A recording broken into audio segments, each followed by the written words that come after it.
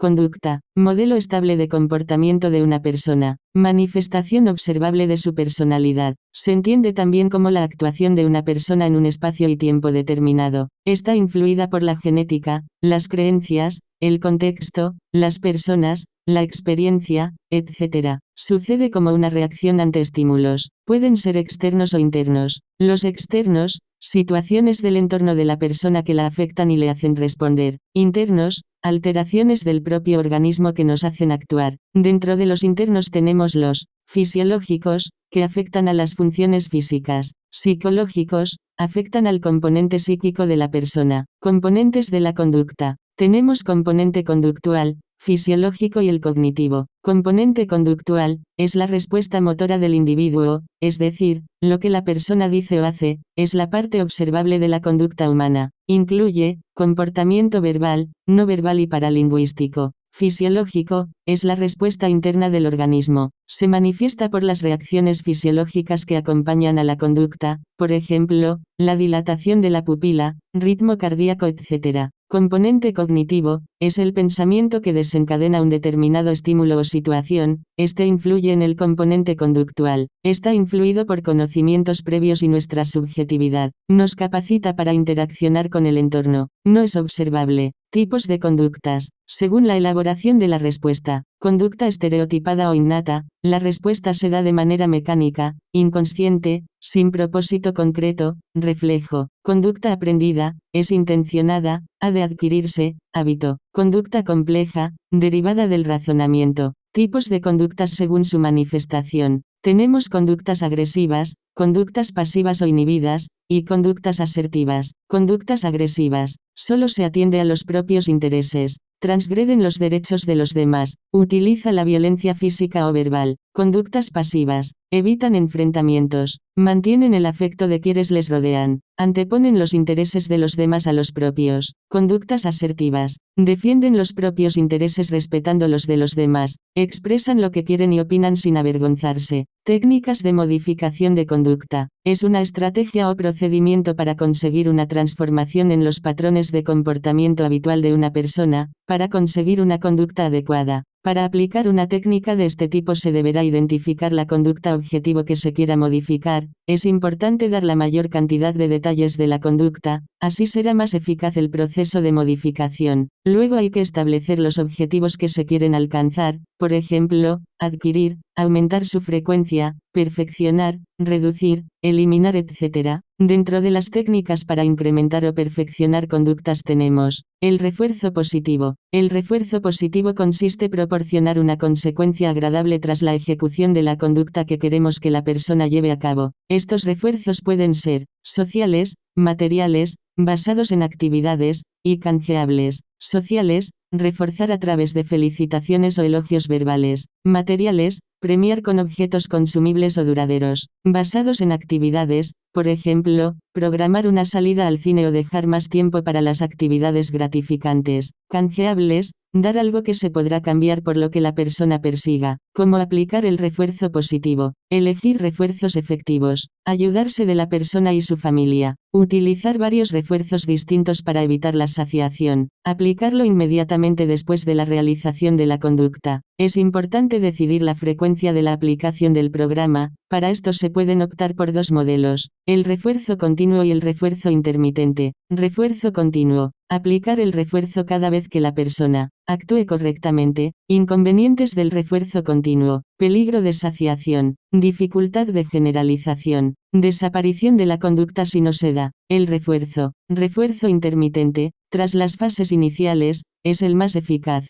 Solo se refuerzan algunas emisiones de la conducta, no todas. Evita problemas de saciación y facilita la generalización. Hay que aplicar el refuerzo lo más inmediatamente posible después de que se dé la conducta deseada para potenciar el vínculo estímulo-respuesta. Retirada de refuerzos. Se realiza una vez adquirida la conducta. Puede ser útil mantener un refuerzo social. Refuerzo negativo. Retirar una situación molesta a la persona inmediatamente después de la aparición de las conductas que queramos implantar. La forma de aplicarlo será igual que en el refuerzo positivo. Control de estímulos. Los estímulos pueden determinar la aparición de una conducta, Si somos capaces de controlar estos estímulos podremos predecir con una elevada probabilidad la conducta esperada. El control de estímulos modificar el medio para que aumente la posibilidad de que se dé la conducta pretendida. Se refuerza la conducta cuando se da ante el estímulo que queremos. Estímulo discriminativo. No se refuerza cuando la conducta surge ante otros estímulos. Esto es muy útil para lograr que las conductas se emitan en el momento y lugar adecuados. Diferentes apoyos para la técnica del control de estímulos. Identificar la relación entre los estímulos antecedentes y las conductas que no queremos incrementar. Eliminar los estímulos que provocan la respuesta inadecuada. Resaltar los estímulos que provocan la conducta adecuada. Es muy útil para que sea la persona la que controle su propia conducta. Tiene como técnica asociada el refuerzo. Técnicas para adquirir nuevas conductas. Modelado. Consiste en exponer al sujeto un modelo que exhiba la conducta que queremos que adopte. El modelo actúa como un estímulo. No es una mera imitación, sino que tiene en cuenta el contexto que rodea a la conducta modelada. Funciones.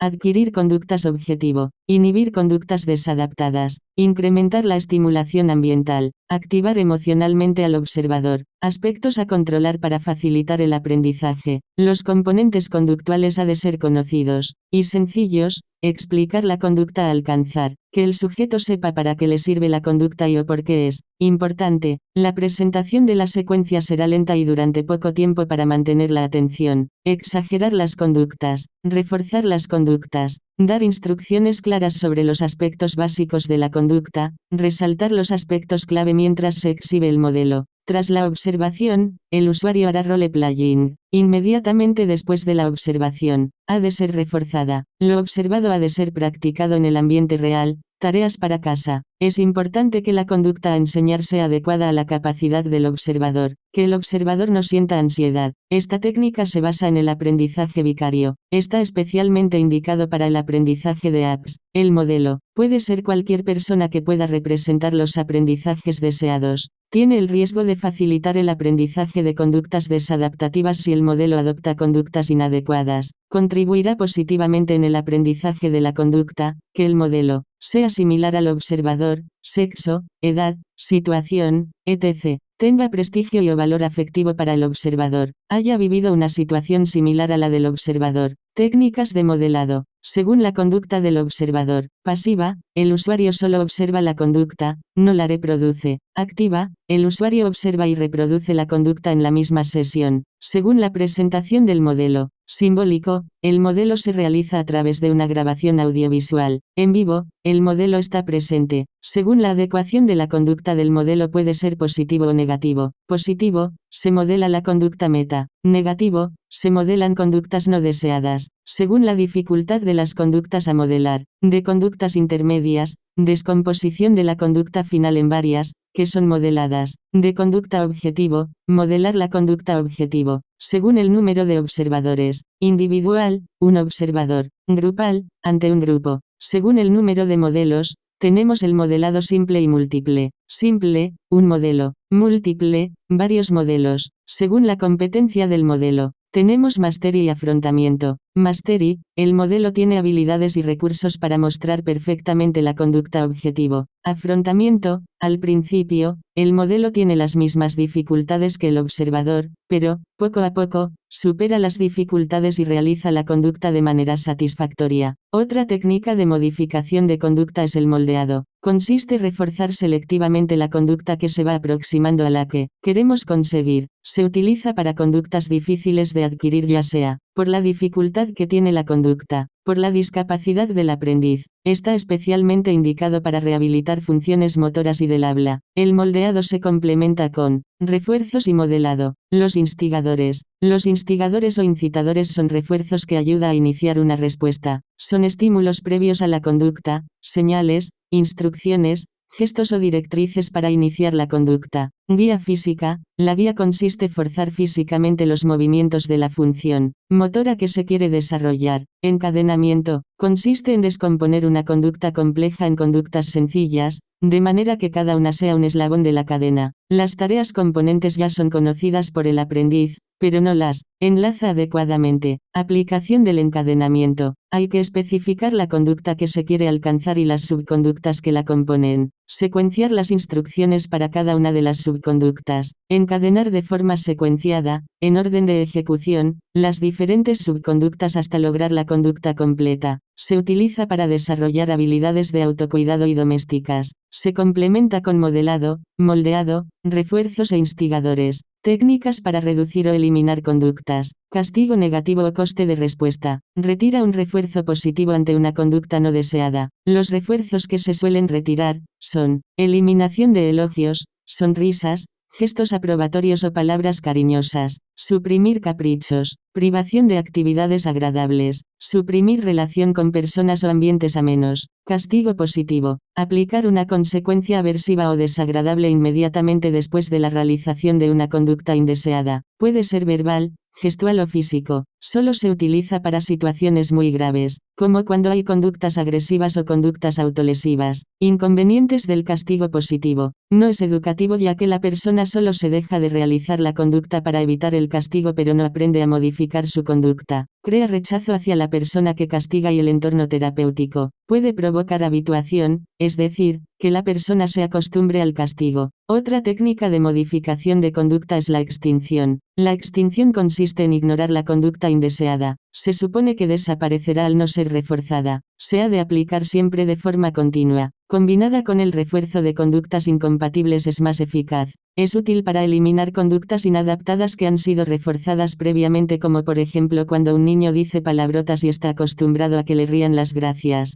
La conducta negativa ha sido reforzada y mediante la extinción ignoraremos esa conducta para que desaparezca. Otra técnica es el refuerzo de conductas incompatibles. El refuerzo de conductas incompatibles consiste en administrar recompensas a conductas incompatibles con la que queremos eliminar. No aplicar refuerzos a la que queremos eliminar. Se basa en la suposición de que al aumentar la conducta alternativa, va a disminuir la no deseada. Por ejemplo, gritar en una clase es incompatible con guardar silencio, por lo que premiar esta conducta hará que se reduzca o se elimine la primera. El refuerzo de conductas incompatibles se asocia a la extinción. Luego tenemos la sobrecorrección. La sobrecorrección consiste en restituir los efectos provocados por una conducta indeseada y la práctica positiva mediante la repetición de la conducta que se quiere alcanzar. Por ejemplo, cuando un niño tira una bandeja con comida al suelo en el comedor, primero limpiará los efectos provocados por su mala conducta y luego repetirá la conducta de manera adecuada. Hay que efectuar repetidamente la conducta alternativa deseada. Esta técnica se asocia con el castigo. Es especialmente eficaz en actos agresivos,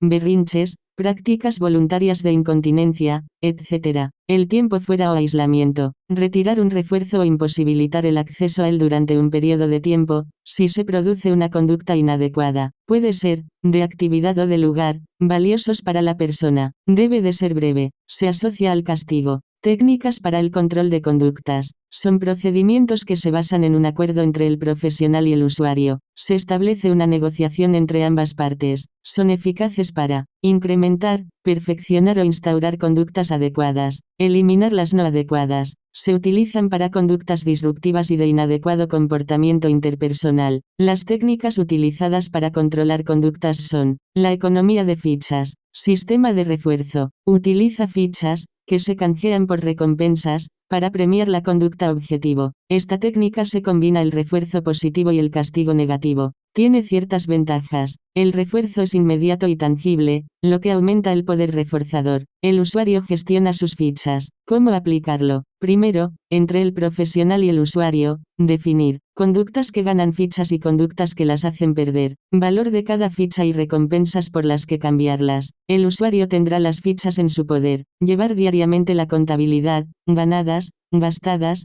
perdidas y acumuladas. A la hora de aplicar el castigo o quitar fichas hemos de ser flexibles, usar avisos, con el fin de que el usuario no se desmotive. El reforzamiento será continuo al comenzar el programa. Una vez adquirida la conducta, el refuerzo será intermitente. Espaciar el tiempo entre conducta emitida y entrega de fichas. Reducir el número de fichas que se ganan con la conducta. Incrementar el número de fichas para conseguir las recompensas. Aumentar los criterios para obtener fichas. Reemplazar fichas por reforzadores sociales. Luego tenemos la técnica del contrato de conducta. La persona se compromete por escrito a llevar a cabo una conducta. Se establecen en ese acuerdo las conductas a implantar, perfeccionar o eliminar. Las consecuencias positivas y negativas, refuerzos y castigos, que acarreará el cumplimiento o incumplimiento de lo acordado. ¿Cómo se valorará? ¿Cuánto dura el contrato? Se aplica igual que la economía de fichas.